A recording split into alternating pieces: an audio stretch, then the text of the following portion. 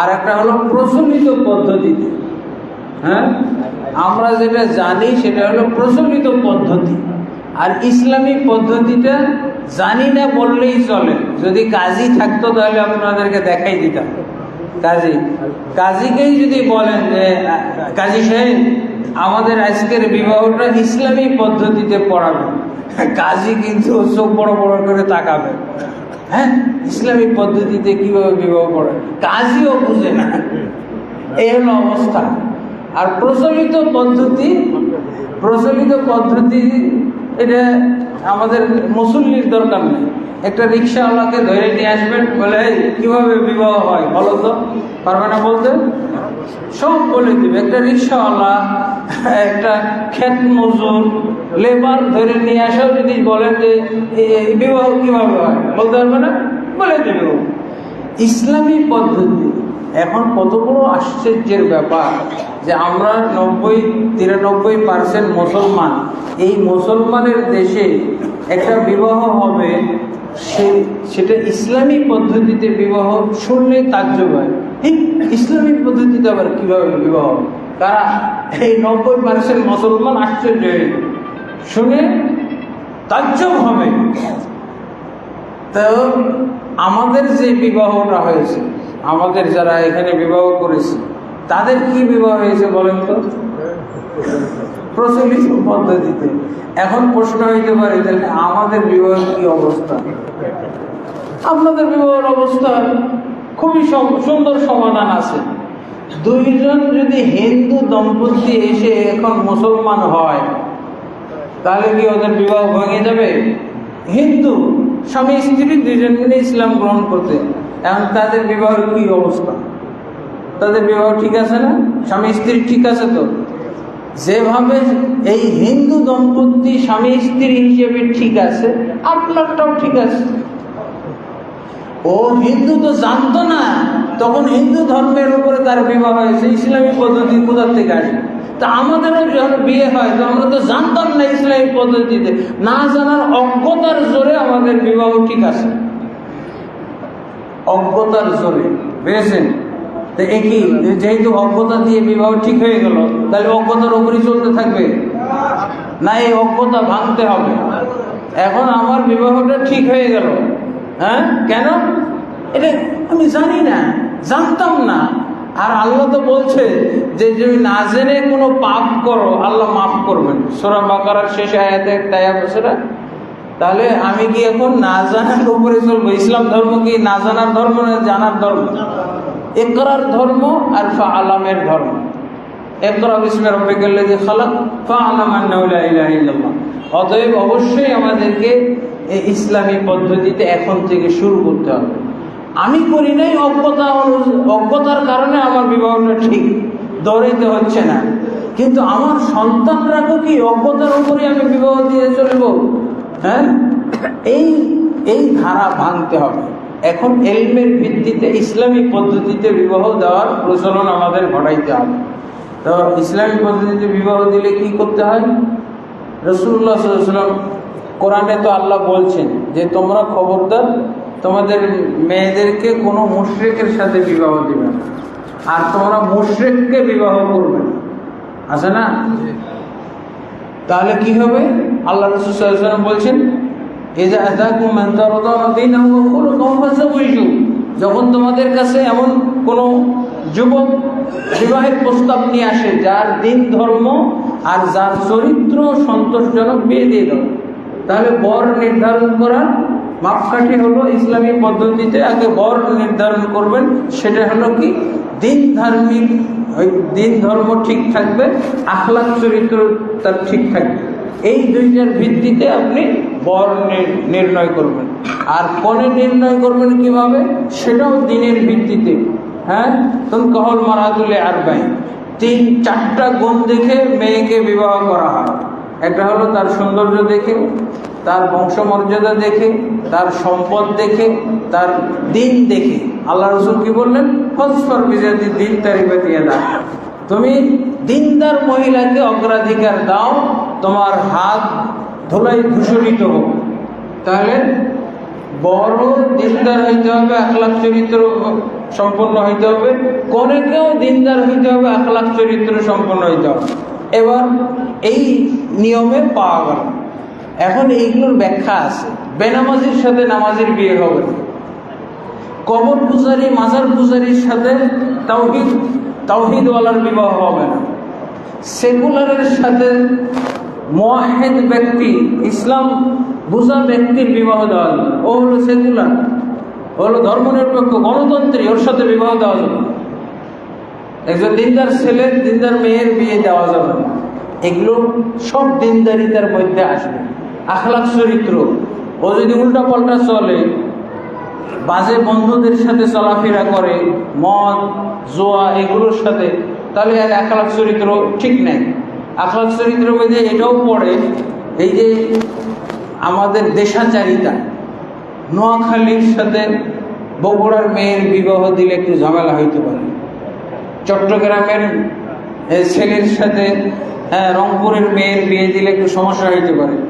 আখলাক চরিত্রের মধ্যে এই জিনিসগুলো আসতে পারে, কারণ তাদের কিছু সংস্কৃতি, তাদের কিছু কালচার আছে, যেই কালচার আপনি সহ্য করতে পারবেন না। আমি একজনকে ধরছিলাম, আমার মেয়ের প্রস্তাব নিয়ে আসছি, যে মেয়ের এখান থেকে কি বলে শ্বশুর পাওয়া গেছে, হ্যাঁ, সেই মেয়ের প্রস্তাব নিয়ে আসছে চট্টগ্রাম। আমি বললাম যে ভাই, আমার মেয়েটা যদি এই বাড়িতে বিয়ে দেই, তো এই বাড়িতে এই মেয়েটার ইস্টাবলিশ হইতে কেমন খরচ যাইতে পারে? বলো যে 15 লাখ টাকা হইলেই হবে। তাও এটা 15 লাখ, কোনো যৌতুক চাইবে না, যৌতুক ছাড়াই 15 লাখ টাকা মতো খরচ যাবে। প্রতি রমজানে ইফতারের জন্য মানে আকর্ষণীয় সব সুস্বাদু আইটেম দিতে হবে, ইফতার। কুরবানির সময় গরু দিতে হবে, ভালো গরু। এরকম যতক্ষণ পর্যন্ত বাচ্চা কাচ্চা না হবে ততদিন পর্যন্ত এই খরচটাই নিয়ে যেতে হবে। এই হলো কাহিনী। এই জন্য এটাও আখলাক চরিত্রের মধ্যে পড়ে। ভাষাভাষী নিয়েও সমস্যা আছে। আরবি ভাষীর সাথে বাংলা ভাষীর দেওয়া যাবে না, কারণ ওটা পাল্টা কি বলতে কি বুঝবে, যে ঝামেলা লেগে যাচ্ছে। এইগুলো সব কিছু আলহামদুলিল্লাহ এগুলো আমাদের লক্ষ্য রাখতে হবে। তারপরে যখন বর কনে হয়ে গেল, তখন আমাদের কিছু জিনিস দেখতে হবে। রোকন, ইসলামী পদ্ধতিতে বিবাহের রোকন আছে 3টা বা 2টা রোকন। 1 নম্বর হলো বর ও কনে একজন আর একজনের উপযুক্ত, দিনদারিতা, আখলাক চরিত্র। তারপরে বিবাহ হারাম, বিবাহ বৈধ, হ্যাঁ, এইগুলো দিক লক্ষ্য রাখতে হবে, উপযুক্ত। আর একটা দিক হলো যখন এগুলো সব ঠিক আছে, এটা হলো প্রথম রোকন। দ্বিতীয় রোকন হলো ইজাব কবুল, ইজাব আর কবুল। ইজাব হলো প্রস্তাব দেওয়া, মেয়ের বাবা প্রস্তাব দিবে সাক্ষীদের সামনে, বরকে কি বলবে, আমি আমার মেয়ে অমুককে তোমার সাথে বিবাহ, এত টাকা মহরণার বিনিময়ে বিবাহ দিতে চাচ্ছি। এটাকে বলা হয় ইজাব, বাংলায় প্রস্তাব। আর আরেকটা শব্দ বলা হয় কালেমা। আমরা যে বলি বিবাহের কালেমা করছে কিনা, কালেমা পড়ানো হয়েছে। এই ইজাব বা এই প্রস্তাবটাকে কালেমা বলে। কালেমা মানে বাণী, কালেমা মানে বাক্য। তাহলে এই যে প্রস্তাব দিল, এটা হলো বিবাহের কালেমা, প্রথম কালেমা এটা। আর বিবাহের দ্বিতীয় কালেমা, বর বলবে আমি কবুল করলাম আলহামদুলিল্লাহ, এটা হলো দ্বিতীয় কালেমা। আর এটাকে বলা হয় কবুল, ইজাব কবুল। আর এই কথাগুলো শোনার জন্য সাক্ষীর দরকার। এই কথাগুলো কার সাথে হবে? ওলি আর বরের সাথে, মেয়ের সাথে হবে না। মেয়ের সাথে কোন বিবাহ করতেছে তো ছেলে, মোহর কে দিচ্ছে? তো দুজনেই কিভাবে কবুল করে? আমি পণ্য দিতেছি আর উনি কবুল করতেছে, তো দুজনেই কবুল হইল কেমনে? আমি মূল্য দিব আর কবুল করব, আলহামদুলিল্লাহ, দুইজনই কবুল হবে না। এটা বেদাত। এটা হলো ভাষাগত দিক থেকেও বেদাত, আর শরীয়তের দিক থেকেও বেদাত। দুইজন কবুল হবে না। যে টাকা দিচ্ছে সে পণ্য নিবে, টাকা দিয়ে পণ্য নিবে, তারপরে টাকা হয়ে অর্থ। আমি মোহর দিচ্ছে ছেলে, অতএব ছেলে কবুল করবে, টাকা দিয়েছে এবার কবুল করে নেবে। গ্রহণ করবে, কবুল মানে গ্রহণ করবে। তাহলে মেয়ে আবার কেন গ্রহণ করবে? মেয়ে তো সে তো খরচ দিচ্ছে না, কিন্তু অনেকে বলতে পারে যে যৌতুক তো দেওয়া হবে। যৌতুক ইসলামের সম্পূর্ণ হারাম, যৌতুক একেবারে হারাম। এই হারাম টাকা ভক্ষণ করা যাবে না, অন্যায়ভাবে মানুষের অর্থ ভক্ষণ করার অন্তর্ভুক্ত। এখন আমরা কি বলে, এরপরে আরো কয়টা আছে, কয়টা শর্ত আছে বা ওয়াজিব ফরজ আছে, 2টা রুকন আর 5টা ধরেন যে ওয়াজিব বা ফরজ। 1 নম্বর হলো মোহর ধার্য করতে হবে, 1 নম্বর মোহর ধার্য করবে। বা তার আগে বলতে পারি যে একজন আরেকজনের প্রতি সন্তুষ্ট হইতে হবে। বর হিসেবে কনে সন্তুষ্ট, আর কনে হিসেবে বরের কাছে সন্তুষ্ট, এইরকম আর এই সন্তুষ্টির জন্য দুইজনের মধ্যে দেখা দেখি হইতে হবে। মেয়েটাকে দেখবে, এটা আল্লাহ রাসূল সাল্লাল্লাহু আলাইহি ওয়াসাল্লাম বলছেন, মেয়েকে অবশ্যই দেখে নিতে হবে, হ্যাঁ, যাতে করে পরবর্তীতে কোনো ঝামেলা না হয়।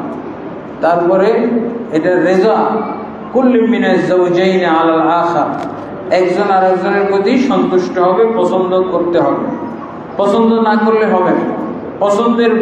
পছন্দ ছাড়া বিয়ে দিলে ওই বিবাহ ইসলাম রাখার পক্ষে না। মেয়েও পছন্দ করছে, এটা হলো অধিকার, মেয়ের অধিকার, কনের অধিকার যে সে ছেলেটাকে পছন্দ করে। আবার পছন্দের ভিত্তি কিন্তু এরকম না যে পার্কে ঘুরে টুরে পছন্দ করছে, ব্যাংকক গিয়ে পছন্দ করছে, 1 মাস থেকে পছন্দ হয়ে গেছে, হ্যাঁ, এরকম না। ফ্যামিলি পর্যায়ে পছন্দ করা, এই আসেন আপনাদের বর আপনাদের ছেলেকে নিয়ে আসেন আমাদের বাড়িতে, মেয়েকে দেখুন, কথা বলুন, দুজনে কথা বলুন, ফ্যামিলির সহযোগিতা এইটা হবে। এই ছেলে মেয়েকে ছেড়ে দেওয়া যাবে না, এগুলো চলতেছে আমাদের সমাজে, যেগুলো আর কি স্মার্ট ফ্যামিলি, তারা এই কামগুলো করে। বয়ফ্রেন্ড আগের থেকেই গার্লফ্রেন্ড, বয়ফ্রেন্ড গার্লফ্রেন্ডের এই পরিবারগুলো একেবারে মিনি পতিতালয়। যে সমস্ত পরিবারে ফ্যামিলিতে বয়ফ্রেন্ড গার্লফ্রেন্ড থাকে, এগুলো সব মিনি পতিতালয়। কিসের ইসলামী পরিবার? মিনি পতিতালয়। কিভাবে একজন মেয়ে এসে পরিচয় দেয় বাপ মার সামনে যে আব্বা আম্মা এটা আমার বয়ফ্রেন্ড, ওকে তো জুতা মারা দরকার। আমার ছেলেও একটা মেয়েকে নিয়ে এসে বাপ মাকে বলছে এটা আমার গার্লফ্রেন্ড বয়ফ্রেন্ড যেসব ফ্যামিলিতে থাকে, এগুলো সব মিনি পতিতালয়। এইভাবে হবে না, ফ্যামিলির মাধ্যমে দুইজনকে এর সাথে কথা বলাইতে হবে, পছন্দ অপছন্দের ভিত্তি হইতে হবে, হ্যাঁ আলহামদুলিল্লাহ পছন্দ। এরপরে মোহর ধার্য করতে হবে, এরপর সময় ধার্য করতে হবে, সাক্ষী লাগবে। এখন আমাদের 100-200 জন সাক্ষী আছে। এখন আমার ইসলামের দৃষ্টিতে আপনি সাক্ষী এগুলো বলারই দরকার নেই, কাজী সাহেব তার খাতায় লেখার জন্যই করে। তারপরে আরেকটা হলো যে নির্ধারণ করতে হবে, ছেলেরা কয়েক ভাই আছে, কার সাথে বিবাহ হচ্ছে নির্ধারণ করতে হবে। মেয়েরা কয়েক বোন আছে, কার সাথে বিবাহ হচ্ছে নাম উল্লেখ করতে হবে। জালিয়াতি হয় না, বিবাহের ক্ষেত্রে জালিয়াতি হয়ে যায়। সুন্দরী বোনকে দেখায় অসুন্দরী বোনের বিয়ে দিয়ে দিয়েছে। এই জন্য নির্ধারণ করতে হবে, হ্যাঁ, কার সাথে কার বিবাহ হচ্ছে, এগুলো দরকার। তো আলহামদুলিল্লাহ, এরপরে একটা বিবাহের সুন্নাহ পদ্ধতি হলো খুতবা হবে। খুতবাতুল হাজা বলা হয়, যে খুতবা আমরা আজকে যে জুমার খুতবার মধ্যে পড়েছি, এরকম একটা খুতবা দিতে হবে। আর মোহর অবশ্যই ধার্য করতে হবে। এখন বর্তমান যুগে চলতেছে ভালোবাসাই নাকি মোহর। একটা বিবাহ দিতে গেছি, অ্যাডভোকেট আসছে, মহিলার বোন হলো অ্যাডভোকেট, বলছে হুজুর আমার একটা আপত্তি।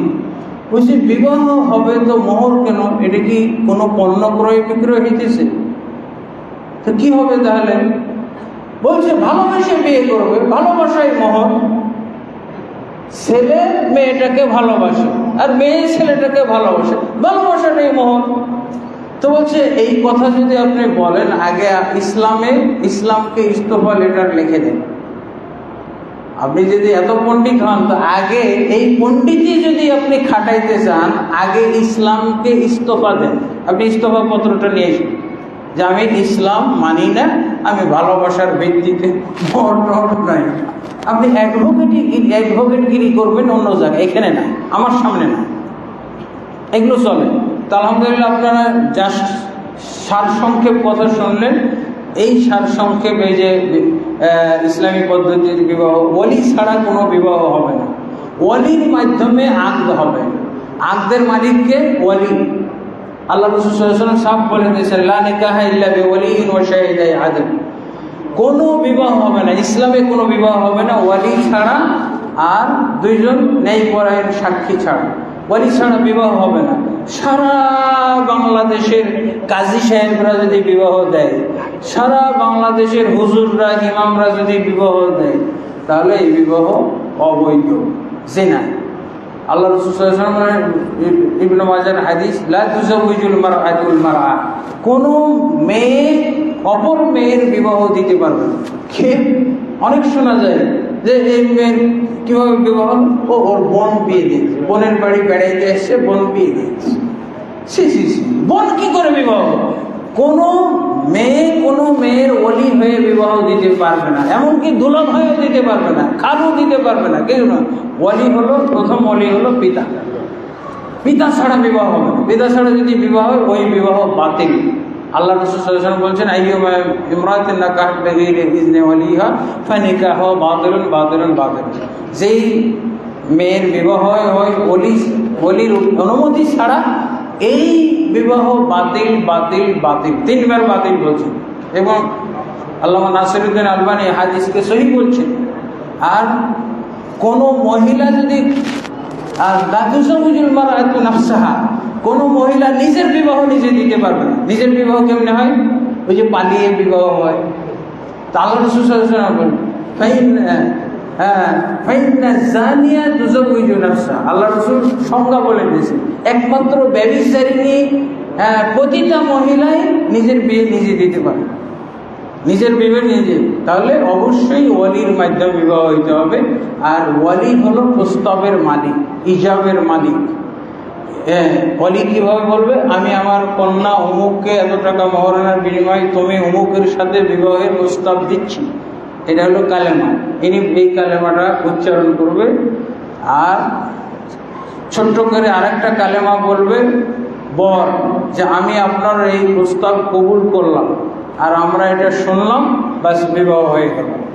এখন আলহামদুলিল্লাহ সেভাবেই হবে। এটা ইসলামী পদ্ধতিটা আমরা সংক্ষেপে ব্যাখ্যা করলাম, সেই ব্যাখ্যা অনুযায়ী এখন বিবাহ হবে। আপনারা সবাই শোনেন। আপনার মেয়ের নাম কি? সুমি খাতুন। তাহলে আপনি বলেন, আমি আমার মেয়ে। আপনার নাম কি? আব্দুল সালেক। হ্যাঁ, আব্দুল সালেক। আব্দুল সালেক। আব্দুল সালেক। আব্দুল সালেক। আব্দুল সালেক। আব্দুল সালেক। আব্দুল সালেক নামটা একটু সমস্যা। হ্যাঁ, আব্দুল সালেহ হইতে পারে, আব্দুল সালেহ। তাহলে আব্দ মৌসুফ আর সালেহ সিফাত, ঠিক আছে? তাহলে এইভাবে হইতে পারে। আমি আমার মেয়ে সুমি খাতুন, খাতুনকে মোহর কি ধার্য হয়েছে? কত টাকা? 50,000 টাকা। শোনেন, 50,000 টাকা। আমার সাথে বলেন, 50,000 টাকা মোহরের বিনিময়ে তুমি, নাম কি? হ্যাঁ, মাকতাবাতুল আশরাফ সাকিন। হ্যাঁ, বলেন না। তুমি মাকতাবা আশরাফ সাকিন এর সাথে বিয়ের প্রস্তাব দিচ্ছি। কালেমা হয়ে গেল। তুমি বলো, আমি কবুল করলাম। আমি কবুল করলাম। আমরা সাক্ষী, দুইটাই কালেমা শুনলাম না? আলহামদুলিল্লাহ বিবাহ হয়ে গেছে, এটাই বিবাহ হয়ে গেল। এখন আলহামদুলিল্লাহ বিবাহের দোয়া করতে হবে, তবে গুরুত্বপূর্ণ কথাগুলো 3 বার উচ্চারণ করা দরকার। আপনি আপনার মতো করে এই কথাটি আবার বলেন। আমি আমার মেয়ে সুমি খাতুনকে তুমি হ্যাঁ নাম বলেন, সালেক মাকতাবাতুল আশরাফ শাকিনের সাথে বিবাহের প্রস্তাব দিচ্ছি। আর মহারণা উল্লেখ করার দরকার নেই, জানা হয়ে গেছে। হ্যাঁ বলো, কবুল করলাম। হ্যাঁ আরেকবার বলেন।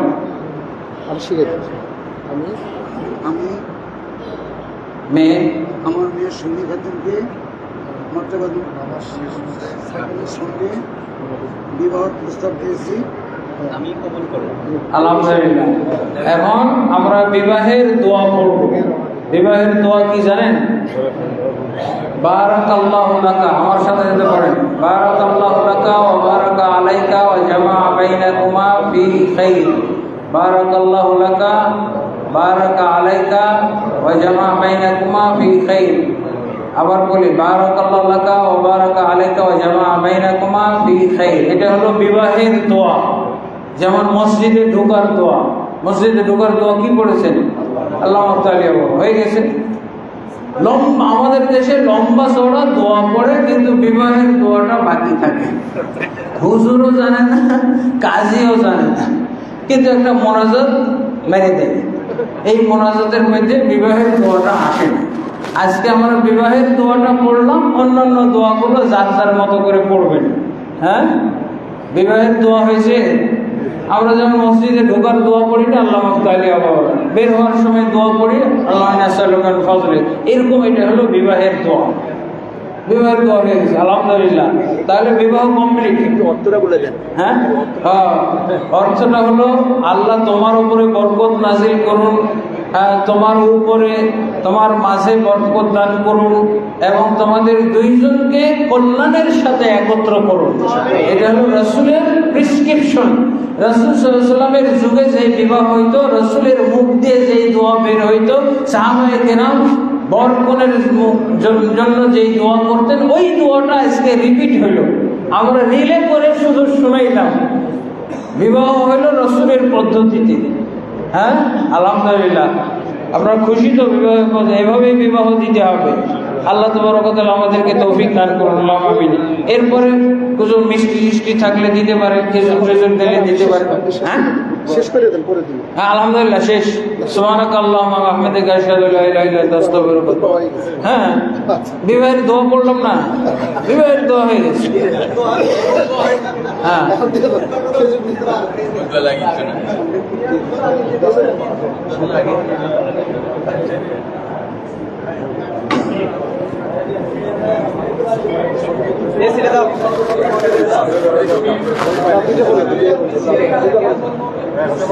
হ্যাঁ, তাড়াতাড়ি শেষ করো।